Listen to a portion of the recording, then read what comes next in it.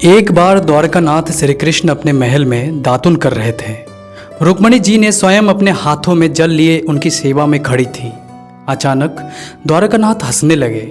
रुक्मणी जी ने सोचा कि शायद मेरी सेवा में कोई गलती हो गई है, इसलिए द्वारकानाथ हंस रहे हैं। रुक्मणी जी ने भगवान श्री कृष्ण से पूछा, प्रभु आप दातुन करते हुए अचानक इस तरह हंस क्यों पड़े?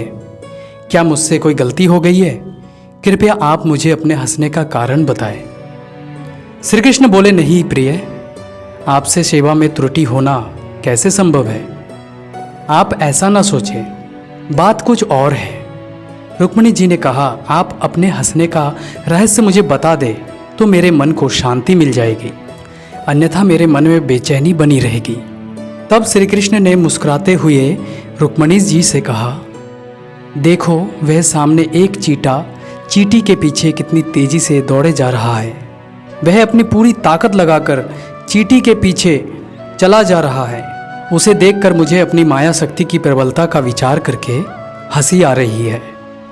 रुक्मणी जी ने आश्चर्यचकित होते हुए कहा, इस चींटी के पीछे चींटे के दौड़ने पर आपके अपनी माया शक्ति की प्रबलता कैसे दिख गई? भगवान श्री कृष्ण ने कहा, मैं इस चींटे को 14 बार इंद्र बना चुका हूँ।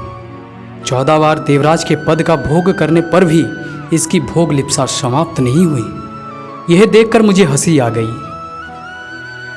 इंद्र की पदवी भी भोग योनि है। मनुष्य अपने उत्कृष्ट कर्मों से इंद्रत्व प्राप्त करता है। 100 अश्वमेध यज्ञ करने वाला व्यक्ति इंद्र पद प्राप्त कर लेता है, लेकिन जब उनके भोग पूरे हो जाते हैं तो उसे पुनः पृथ्वी पर आकर जन्म ग्रहण करना पड़ता है। प्रत्येक जीव इंद्रियों का स्वामी है, परंतु जब जीव इंद्रियों का दास बन जाता है तो जीवन कलुषित हो जाता है, बार बार जन्म मरण के बंधन में पड़ा रहता है। वासना ही पुनर्जन्म का कारण है। जिस मनुष्य की जहाँ वासना होती है उसी के अनुरूप ही अंत समय में चिंतन होता है, और उस चिंतन के अनुसार ही मनुष्य की गति ऊंच नीच योनियों में जन्म लेता है।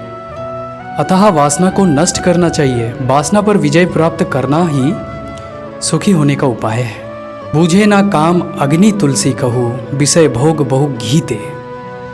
अग्नि में घी डालते जाइए, वह और भी धधकेगी। यही दशा काम की है। उसे बुझाना हो तो संयम रूपी शीतल जल डालना होगा।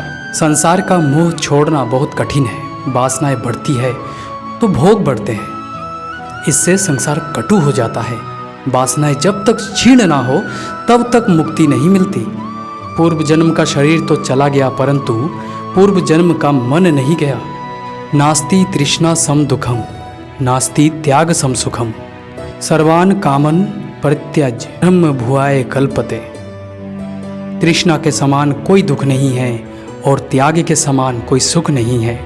समस्त कामनाओं, मान, बढ़ाई, स्वाद शौकीनी, सुख भोग, आलस्य आदि का परित्याग करके केवल भगवान की शरण लेने से ही मनुष्य ब्रह्म भाव को प्राप्त हो जाता है।